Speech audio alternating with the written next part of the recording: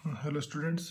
तो video number 2 set number 2 की इसमें जो है जो क्वेश्चन है 4 का घ विद्युत चुम्बकीय प्रेरण संबंधी फैराडे के नियम लिखिए। एक परिनालिका के स्वप्रेरकत्व गुणांक का सूत्र इससे प्राप्त कीजिए। तो बेटा फैराडे के विद्युत चुम्बकीय प्रेरण के जो नियम होते हैं मैं बोल देता हूँ, आप लोग नोट कर लीजिए। सिंपल नियम है। पहला नियम ये कहता है कि किसी परिपथ से यदि गुजरने वाले फ्लक्स में परिवर्तन किया जाए तो उसमें एक प्रेरित धारा या प्रेरित विद्युत वाहक बल उत्पन्न हो जाएगा, जो परिपथ में तभी तक रहेगा जब तक कि उसका फ्लक्स परिवर्तित होता रहेगा। दूसरा जो नियम है वो ये कहता है कि जो ये फ्लक्स परिवर्तन की वजह से जो ईएमएफ उत्पन्न हुआ है वो कितना होगा। तो फैराडे का दूसरा नियम कहता है कि जो ईएमएफ उत्पन्न होता है वो फ्लक्स परिवर्तन की ऋणात्मक दर के बराबर होता है। पहले भी ये फॉर्मूला आ चुका है एक बार। तो आप ऐसे लिख सकते हो कि फैराडे के दूसरे नियम के अनुसार प्रेरित ईएमएफ चुंबकीय फ्लक्स परिवर्तन की ऋणात्मक दर के बराबर होता है। यह जो है फैराडे का दूसरा नियम है। और इस फैराडे के दूसरे नियम में जो ये माइनस का चिन्ह है, ये माइनस का जो चिन्ह है ये लेंज के नियम के अनुसार आता है। लेंज के नियम के अनुसार आता है। लेंज का नियम सीधी बात है कि यहाँ पे जो ईएमएफ है वो फ्लक्स परिवर्तन के का विरोध कर रहा है। माइनस मतलब विरोध कर रहा है। तो प्रेरित ईएमएफ या प्रेरित धारा की दिशा ऐसी होती है कि वो फ्लक्स परिवर्तन का हमेशा क्या करती है, विरोध करती है। ये लेंज का नियम है। इसके बाद इसी क्वेश्चन का जो दूसरा पार्ट है उसमें ये पूछ रहा है कि जो परिनालिका है उसका स्वप्रेरकत्व गुणांक का सूत्र क्या है, उसको हमें सिद्ध करना है। तो स्वप्रेरकत्व गुणांक अगर हमें निकालना हो, स्वप्रेरकत्व गुणांक का जो सूत्र है वो हम जानते हैं कि क्या होता है, L बराबर N∅/I। ये स्वप्रेरकत्व गुणांक का सूत्र है बेटे। अब इस स्वप्रेरकत्व गुणांक के जो सूत्र में हमें परिनालिका के लिए निकालना है। परिनालिका धारावाही जो परिनालिका होती है उसका स्वप्रेरकत्व गुणांक निकालना है। तो बड़ा सिंपल है। कैसे, यहाँ पे फाई का मान रखेंगे। अब फाई जो होता है फ्लक्स होता है, फ्लक्स का सूत्र होता है फाई इक्वल टू BA। ये बेटे फ्लक्स का सूत्र है। अब B क्या है, B जो होता है वो परिनालिका के लिए चुंबकीय क्षेत्र जिसका सूत्र होता है μ0NI। ठीक है, परिनालिका के लिए फ्लक्स का सूत्र BA, ये तो नॉर्मल फॉर्मूला है। परिनालिका के लिए चुंबकीय क्षेत्र का सूत्र ही होता है। और जो स्मॉल n है यहाँ पे, ये परिनालिका पढ़ा चुका हूँ आपको। स्मॉल n होता है कैपिटल N बटे कैपिटल L, मतलब कैपिटल N बटे स्मॉल l। मतलब ये क्या है, जो परिनालिका है उसके फेरे, ये परिनालिका की लंबाई है। तो बस ये मान आपको उठा के यहाँ पर रखना है। तो L का फॉर्मूला आपका आ जाएगा। तो L बराबर कितना है, N/I, और फाई कितना आ गया, μ0NIA/स्मॉल l। आप देखेंगे I से I कैंसिल हो जाएगा तो ये आ जाएगा μ0N²A/स्मॉल l, μ0N²A/स्मॉल l। तो ये जो है स्वप्रेरकत्व गुणांक का सूत्र आ गया। अब इस सूत्र में अगर जो परिनालिका है वो उसके चारों तरफ अगर कोई माध्यम है, ये तो हो गया अगर परिनालिका के चारों तरफ वैक्यूम है, लेकिन अगर परिनालिका में कोई माध्यम भी हो तो माध्यम होगा तो यहाँ पे जो है जो चुंबकीय क्षेत्र हमारा, जो ये चुंबकशीलता है, इसकी जगह म्यू आ जाएगा बस। तो ये हमारा फाइनल फॉर्मूला है। इसके बाद इसका जो नेक्स्ट पार्ट है उसको देख लेते हैं। इसका नेक्स्ट पार्ट है हमारा कि भाई जो एक समान चुंबकीय क्षेत्र में दो कण हैं जो लंबवत प्रवेश कर रहे हैं। ये दे रखा है कि दो कण कौन कौन से हैं। इसने कहा एक समान चुंबकीय क्षेत्र में प्रवेश करने वाला अल्फा कण और प्रोटॉन के वेग का अनुपात दे रखा है। क्वेश्चन नंबर 4 का 5वां पार्ट है ये। तो इसको देख लेते हैं क्या कह रहा है। इसने कहा है कि अल्फा कण और प्रोटॉन, दो कण दे रखे हैं, इनके जो है वेग का अनुपात दे रखा है। इसका वेग v1 मान लो, इसका v2 मान लो। तो v1/v2 दे रखा है बेटा इसने 1/3। और त्रिज्या का अनुपात पूछ रहा है, r1/r2 पूछ रहा है। ठीक है जी। चुंबकीय क्षेत्र में लंबवत प्रवेश करने पे जो त्रिज्या होती है उसका सूत्र होता है mv/qb। ये फॉर्मूला है बेटा। ठीक है। अब जैसे अल्फा कण है तो अल्फा कण का जो द्रव्यमान होता है और जो प्रोटॉन का द्रव्यमान होता है, जैसे प्रोटॉन है तो प्रोटॉन का द्रव्यमान अगर m है तो अल्फा कण का द्रव्यमान इससे 4 गुना होता है। ठीक है, ऐसे ही जो आवेश है, अल्फा कण का जो आवेश है और जो प्रोटॉन का आवेश है, अगर प्रोटॉन का आवेश E है, प्रोटॉन का आवेश तो इलेक्ट्रॉन के बराबर होता है, इसका इससे डबल होता है। ठीक है, अब यहाँ पे जो सूत्र है हमारा, इस सूत्र में हम दोनों के लिए लिख देंगे। जैसे इसके लिए सूत्र क्या आ जाएगा, m1v1 बटे qb1। इसके लिए क्या, q1b चुंबकीय क्षेत्र समान है तो b लिख देंगे खाली। इसके लिए क्या आ जाएगा, m2v2 upon q2 into b। अब इनका अनुपात निकाल लो आप, इस समीकरण को इससे भाग कर दो। r1 बटे r2 कितना आएगा, m1v1 बटे q1b और m2v2 बटे q2b। अब b से b कैंसिल हो गया। अब देखो क्या आएगा, m1 बटे m2, v1 बटे v2, q2 बटे q1। ठीक है, सारे मान रख दो। जैसे m1 कितना हो गया 4m, m2 कितना हो गया m, v1 बटे v2 क्वेश्चन में दे रखा है 1/3 है ना, और q2 कितना हो गया भाई e, और ये 2e। सोल्व करो इसको, m से m कैंसिल हो गया, यहाँ पे e से e कैंसिल हो गया, 2 2 जा 4, 2/3 ये आंसर आ गया हमारा। ठीक है, इसके बाद में नेक्स्ट क्वेश्चन है 5 का क्या है। क्वेश्चन नंबर 5 शुरू हो गया। 5 का क्या है, इसमें कह रहा है कि अल्फा कणों के प्रकीर्णन के प्रयोग के आधार पर रदरफोर्ड के परमाणु मॉडल को लिखिए। रदरफोर्ड का परमाणु मॉडल लिखना है, मैं बोल देता हूँ, आप लोग लिख लीजिए। रदरफोर्ड का जो परमाणु मॉडल है वो उसके कुछ पॉइंट है जो उसके प्रयोग के आधार पर आए थे। पहला पॉइंट क्या है, पहला पॉइंट ये है कि रदरफोर्ड के परमाणु मॉडल के अनुसार नंबर 1, किसी परमाणु में समस्त धनावेश तथा लगभग सारा द्रव्यमान, दोबारा सुनो, एक बार शुरू से सुनो, इसको दोबारा से बोलते हैं। कोई जो परमाणु होता है, किसी परमाणु में जो सारा का सारा धनावेश होता है और जो द्रव्यमान है, लगभग समस्त द्रव्यमान और पूरा धनावेश एक छोटी सी जगह पर केंद्रित होता है, जिसको इसने नाम दिया नाभिक, जिसे हम नाभिक कहते हैं। ठीक है, और नाभिक के चारों तरफ विभिन्न कक्षाओं में इलेक्ट्रॉन घूमते हैं। विभिन्न कक्षाओं में क्या घूमते हैं, इलेक्ट्रॉन घूमते हैं। तो इसने नाभिक के बारे में बताया था रदरफोर्ड ने ना, कि भाई नाभिक क्या होती है। तो इसने कहा था कि परमाणु का जो धनावेश है और वो सारा का सारा बीच में रहता है, जिसको हम क्या कहते हैं, नाभिक। और इसने नाभिक का साइज भी बताया था। इसने कहा था कि जो नाभिक होती है परमाणु में, जो सारा का सारा धनावेश है वो छोटी सी जगह पर सेंटर रहता है, जिसको नाभिक कहते हैं। नाभिक का आकार बताया था लगभग 10⁻⁻15 मीटर। इसकी ये उपलब्धि है। रदरफोर्ड ने नाभिक के साइज का एस्टिमेट निकाला था कि कितना होता है नाभिक का साइज। ठीक है, दूसरा पॉइंट ये है कि जो घूमता हुआ जो इलेक्ट्रॉन है, नाभिक के चारों तरफ जो इलेक्ट्रॉन है विभिन्न कक्षाओं में चक्कर लगाते हैं। तो पहला पॉइंट क्या हो गया कि परमाणु का समस्त धनावेश एक छोटे से केंद्र पर स्थित होता है, जिसको नाभिक कहते हैं, जो कितनी है 10⁻⁻15 मीटर। ठीक है, और इसमें क्या रहते हैं, प्रोटॉन रहते हैं। तो इसके बाद दूसरा क्या है भाई, दूसरा पॉइंट ये है कि नाभिक के चारों ओर विभिन्न कक्षाओं में इलेक्ट्रॉन घूमते रहते हैं। ऋणावेशित इलेक्ट्रॉन विभिन्न कक्षाओं में घूमते रहते हैं।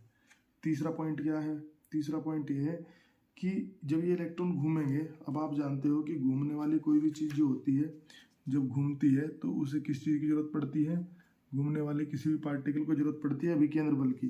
तो इन्होंने बताया कि इलेक्ट्रॉनों को घूमने के लिए जो आवश्यक अभिकेंद्र बल है वो कहाँ से मिलता है। इन्होंने कहा कि इलेक्ट्रॉनों को नाभिक के चारों ओर घूमने के लिए आवश्यक अभिकेंद्र बल इलेक्ट्रॉन और नाभिक के बीच लगने वाले स्थिर विद्युत बल से प्राप्त होगा। तो ये हो गया इसका कौन सा पॉइंट, ये हो गया इसका तीसरा पॉइंट। ठीक है, तो ये रदरफोर्ड के परमाणु मॉडल के 3 पॉइंट थे। इसमें चित्र बनाओगे और लिखोगे, आपको इस पे नंबर मिल जाएंगे। ठीक, अब इसके बाद में नेक्स्ट जो क्वेश्चन है उसमें कह रहा है कि एक ऐसी परिपथ है, मैं इसको जो है पेज को बदल लेता हूँ। इसने कहा इसके बाद कि इसमें एक ऐसी परिपथ है, और ऐसी परिपथ कौन सा है, LCR। LCR ऐसी परिपथ में प्रतिबाधा और कलांतर के लिए व्यंजक प्राप्त कीजिए। ठीक है, क्वेश्चन नंबर हो गया 5 का ग, ख कोर्स में नहीं है, 5 का ग, क्वेश्चन नंबर 5 का ग। ठीक है, इसने कहा कि LCR परिपथ है। LCR मतलब कुंडली है, C मतलब कैपेसिटर है, R मतलब प्रतिरोध है। तो ये LCR परिपथ हो गया, और ये AC पावर सप्लाई इसमें लगी हुई है। तो इसने कहा है कि एक LCR परिपथ है और इसके लिए हमें प्रतिबाधा और कलांतर के लिए व्यंजक प्राप्त करना है। Z का फॉर्मूला निकालना है और बेटा इसमें कलांतर का फॉर्मूला निकालना है। तो देखो यहाँ से जो टोटल वोल्टेज चलेगी, यहाँ की जो टोटल वोल्टेज इसकी होगी AC की, वो एक तो L के सिरों पे जाएगी VL, एक C के सिरों पे जाएगी VC, और एक R के सिरों पे जाएगी VR। तो नॉर्मली क्या कहेगा बच्चा कि टोटल वोल्टेज बराबर VL plus VC plus VR, लेकिन ऐसा नहीं होता है। इसी परिपथ में हमें पहले खींचना पड़ता है इसका फेजर या कला चित्र। तो फेजर हमें ये बताता है कि जैसे मान लो परिपथ में AC वोल्ट जो टोटल करंट है, मान लो ये करंट होगी, तो करंट से ये क्योंकि 3 तरह के वोल्टेज हो गए, कौन कौन से, VR, VC और VL। तो जिन बच्चों ने AC का चैप्टर पढ़ा है उन्हें पता होगा कि जो R के सिरों का वोल्टेज होता है VR, वो रहता है धारा की कला में, मतलब धारा के साथ साथ, जैसे जैसे धारा बढ़ेगी वैसे वैसे बढ़ेगा, तो एक साथ बढ़ते हैं, एक साथ जीरो होते हैं। तो R के सिरों पे वोल्टेज जो होता है वो धारा के साथ कला में होता है। L के सिरों पे जो वोल्टेज होता है वो धारा से 90 डिग्री आगे चलता है, और C के सिरों पे जो वोल्टेज होता है वो धारा से 90 डिग्री पीछे चलता है। हम यहाँ पे मान लेते हैं कि जो L के सिरों का वोल्टेज है वो C के सिरों पे जो वोल्टेज उससे ज़्यादा है, मतलब VL ज़्यादा है VC से, तो इसलिए मैंने ये एरो बड़ा बनाया और ये एरो छोटा बनाया। तो धारा से 90 डिग्री आगे चलता है VL, 90 डिग्री पीछे चलता है VC, और धारा के साथ फेज में चलता है VR। इनके सूत्र क्या होते हैं, VR, ये तो ओम के नियम से सिंपल I इंटू R, ठीक है, VC I इंटू XC, ये धारतीय प्रतिघात होता है। प्रतिरोध की जगह जो धारिता और संधारित्र होता है उसमें प्रतिघात काम करता है, और ऐसे VL का सूत्र होता है I इंटू XL। तो ये 3 वोल्टेज आ गए, ठीक है। अब जो हमारा कला चित्र है, अब देखो कला चित्र से क्या पता चल रहा है कि ये वोल्टेज और ये वोल्टेज अपोजिट है, तो इन दोनों का रिजल्टेंट कैसे निकलेगा, इसमें से माइनस कर दो। मैंने ये ज़्यादा मान रखा तो इसमें से माइनस कर देंगे। किसी बच्चे ने C ज़्यादा मान लिया तो फिर नीचे वाले में से ऊपर वाले को माइनस करेंगे। तो ये हमने माइनस करा, माइनस करने के बाद मान लो इतना बचा, तो ये जो बचेगा इसको क्या बोल लेंगे हम, VL माइनस VC। तो चित्र से VL तथा VC का परिणामी क्या है, VL माइनस VC है। अब आपके पास एक वोल्टेज तो VR बचा है और एक ये दोनों का रिजल्ट, तो इनका ये और ये वेक्टर वाला मेथड जो आपने पढ़ा 11th में, उससे क्या करेंगे, टेल बाय टेल जुड़े हुए हैं समांतर चतुर्भुज से, इनका परिणाम आ जाएगा ये। तो जो हमारा चित्र है, अतः परिपथ का परिणामी वोल्टेज कितना हो जाएगा, देखो आप परिणामी वोल्टेज कितना आ जाएगा बेटा। तो आपने जो वेक्टरों को जोड़ने के फॉर्मूले पढ़े हैं, तो उसमें देखो क्या होगा, टोटल वोल्टेज बराबर VR का स्क्वायर प्लस ये दूसरा कौन सा है, VL माइनस VC का होल स्क्वायर और इसका अंडर रूट। तो टोटल जो वेक्टरों को जोड़ने का फॉर्मूला है R equal to square plus B square plus 2AB cos theta, ये कक्षा 11 में तुमने पढ़ा होगा, ठीक है। तो उससे निकाल लेंगे। अब यहाँ वैल्यू रख दो भाई, वैल्यू कैसे रखेंगे, VR की जगह IR, तो I square R square, VL की जगह IXL, इसकी जगह IXC का होल स्क्वायर। सोल्व करेंगे तो सोल्व करने पे कितना आ जाएगा, ये under root I square R square plus इसमें से और इसमें से आई कॉमन निकाल लो, तो कॉमन निकाल लेंगे तो इसका स्क्वायर हो तो आई स्क्वायर कॉमन आएगा। ठीक है, आई स्क्वायर को वर्गमूल से बाहर ले जाओगे तो आई बचेगा दोनों में से कॉमन निकाल के। ये फॉर्मूला हमारा आ गया। अब यहाँ पे अगर मैं इसको आई को यहाँ नीचे ले आऊँ इसके, तो v upon I is equal to under root, ये बचेगा एक्सएल माइनस एक्सी का होल स्क्वायर। अब आपकी जानकारी के लिए बता दूं, वैसे आपने पढ़ा भी होगा कि जो v upon voltage upon current होता है एसी परिपथ में, इसको प्रतिबाधा कहते हैं। यहाँ जो ये वाली क्वांटिटी है, यहाँ ये वाली क्वांटिटी कहलाएगी प्रतिबाधा। कितनी होगी प्रतिबाधा भाई? Under root R square plus XL minus XC का होल स्क्वायर। तो ये प्रतिबाधा का फॉर्मूला आ गया हमारे पास। ठीक है, तो एक काम तो हो गया हमारा, प्रतिबाधा का फॉर्मूला आ गया। आप चाहो तो इसमें इनकी वैल्यू भी लिख सकते हो। एक्सएल की वैल्यू होती है बेटा ओमेगा एल और एक्सी की वैल्यू होती है 1 अपॉन ओमेगा सी। तो ये वैल्यू भी लिख सकते हो, ये लिखोगे तो आ जाएगा omega L minus 1 upon omega C का होल स्क्वायर। तो ये हमारा जेड का फॉर्मूला आ गया। अब पूछ रहा है कलांतर का फॉर्मूला भी, तो कलांतर के लिए फिर से हम चित्र में जाएंगे। तो जो चित्र है उससे कलांतर होता है ये कि टोटल वोल्टेज टोटल करंट से कितना आगे या पीछे। तो टोटल वोल्टेज हो गया, टोटल करंट होगी। अगर ये फाई एंगल आगे हो तो टेन फाई इक्वल टू क्या होता है, लंब ये वाला, और ये इसके बराबर है V L minus V C upon आधार कितना है इसका, वी आर। तो आप चाहो तो इनके फॉर्मूले वैल्यू रखो, इनकी वी एल की value I X L, V C की आई एक्स सी और वी आर की आई आर। आई कॉमन आके ऊपर नीचे से कैंसिल हो जाएगा। तो कलांतर का फॉर्मूला या तो ये लिख दो, इतना ही कलांतर का फॉर्मूला या तो यही आ गया टेन फाई इक्वल टू, देखो कितने फॉर्मूला है, एक तो आया V L minus V C upon R, दूसरा आया X L minus X C upon R. ठीक है, पहला था नीचे वी आर, या इनके वैल्यू रख दो, जैसे इसकी वैल्यू ओमेगा एल, इसकी 1 upon omega C upon are.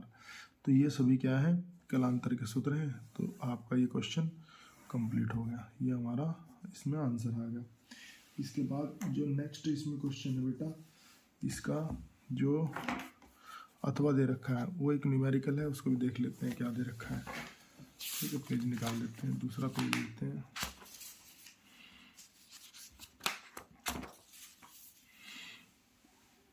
हाँ, तो बेटा इस क्वेश्चन में कहा है कि 10 डायोप्टर और -5 डायोप्टर अक्षमता के 2 लेंस संपर्क में रखे हैं। तो 2 लेंस इसने दिए हैं, एक दिया है 10 डायोप्टर का और एक -5 डायोप्टर का। तो पहला लेंस की पावर होगी 10 डायोप्टर और दूसरे लेंस की पावर होगी -5 डायोप्टर के 2 लेंस इसने कहा है संपर्क में रखे हैं। इनके संयुक्त लेंस से 30 सेंटीमीटर की दूरी पर 1-2 सेंटीमीटर, देखो इसने कहा ये लेंस हो गया उत्तल और ये हो गया अवतल, क्योंकि ये प्लस का है तो उत्तल होगा, माइनस का है तो अवतल होगा। तो ये ऐसे संपर्क में रखे हैं। और इसके सामने इसने कहा है कि इसके सामने एक वस्तु 30 सेंटीमीटर की दूरी पर रखी है, और जो वस्तु रखी है ये मान लेते हैं वस्तु है ए बी, इसकी जो ऊंचाई है 2 सेंटीमीटर है। वस्तु के साइज को हम y1 लिखते हैं। इसने कहा है कि वस्तु का प्रतिबिंब कहाँ बनेगा और कैसा बनेगा। तो ये हमें बताना है वस्तु का प्रतिबिंब कहाँ बनेगा और कैसा बनेगा। कोई बात नहीं, देख इसी को हल करते हैं। पहले देखते हैं कि संयुक्त लेंस की अक्षमता, संयुक्त लेंस की क्षमता, तो पावर डायरेक्ट जुड़ जाती है बेटे। ठीक है, तो पहली 10 है और दूसरी कितनी है -5, तो हल करेंगे कितनी आ जाएगी 5 डायोप्टर। और इसकी तुम फोकस दूरी भी निकाल सकते हैं ऐसे ही। तो फोकस दूरी होती है 100/P, अगर आपको सेंटीमीटर में निकालनी है। तो 100/P कितनी आ गई 5, तो कितना आ गया हमारा 20 सेंटीमीटर फोकस दूरी आ गई। तो वस्तु, अब हम इसके लिए फॉर्मूला लगा देंगे, लेंस का जो सूत्र होता है वो लगा देंगे। लेंस सूत्र क्या होता है 1/V minus 1/U equal to 1/F। तो इस सूत्र को लगाएंगे बेटा। तो 1/V, V तो हमें बताना है कहाँ बन रहा है लेंस, पूछना कहाँ बन रहा है प्रतिबिंब और उसकी प्रकृति बतानी है। तो चलिए इसको हल करते हैं। 1/v। अच्छा, वस्तु क्योंकि इधर रखी है तो ये नेगेटिव होगा, कितनी हो जाएगी 1/-30 equal to 1 focal length plus क्या ये 20। हल करेंगे 1/v, ये प्लस हो जाएगा 1/30, 1/v आ जाएगा 1/20 माइनस 1/30, एलसीएम आ जाएगा 60, 3 - 2 बचेगा यहाँ पे। ठीक है, सोल्व करेंगे 1/60 तो v आ जाएगा 60 सेंटीमीटर। तो आते हैं प्रतिबिंब कहाँ बनेगा 60 सेंटीमीटर पर बनेगा। अच्छा, इसमें इसने ये पूछा है कि प्रतिबिंब की लंबाई क्या होगी और इसकी प्रकृति क्या होगी। प्रतिबिंब की लंबाई निकालनी है। अब देखो, आवर्धन क्षमता का सूत्र होता है रेखीय आवर्धन। रेखीय आवर्धन का सूत्र होता है m बराबर v/u बराबर y2/y1। तो इस सूत्र का यूज कर लेंगे हम। v होगी प्रतिबिंब की दूरी 60, u होगी वस्तु की दूरी, वस्तु कहाँ पे रखी थी बेटे -30 आ जाएगा, y2 ये हमें बताना है कि कहाँ बनेगा प्रतिबिंब, कितना बनेगा, y1 दे रखा है हमें कितना इसमें 2। इसको हल करेंगे बेटे तो y2 आ जाएगा हमारा -4। इसका मतलब प्रतिबिंब कितना बनेगा 4 गुना प्रतिबिंब कितना बनेगा 4 सेंटीमीटर। अच्छा, अब ये माइनस आ रहा है, माइनस का मतलब प्रतिबिंब ऐसे नीचे की तरफ बनेगा। तो नीचे की तरफ बनने वाला प्रतिबिंब कैसा होगा उल्टा, और उल्टा प्रतिबिंब हमेशा कौन सा होता है वास्तविक। तो इसका उत्तर क्या आएगा कि प्रतिबिंब 4 सेंटीमीटर का बनेगा, उल्टा बनेगा और वास्तविक होगा। माइनस का निशान यहाँ बता रहा है प्रतिबिंब सीधा बन रहा है उल्टा, तो माइनस मतलब नीचे बन रहा है, उल्टा प्रतिबिंब बनेगा। और उल्टा प्रतिबिंब हमेशा कैसा होता है वास्तविक। और ये हमसे पूछा था, अगर पूछता तो ये भी हमारा आंसर आ गया था। तो ये हमारा क्वेश्चन हो गया इसमें। इसके बाद 5 का घ करते हैं। ठीक है, 5 का घ इसी वाले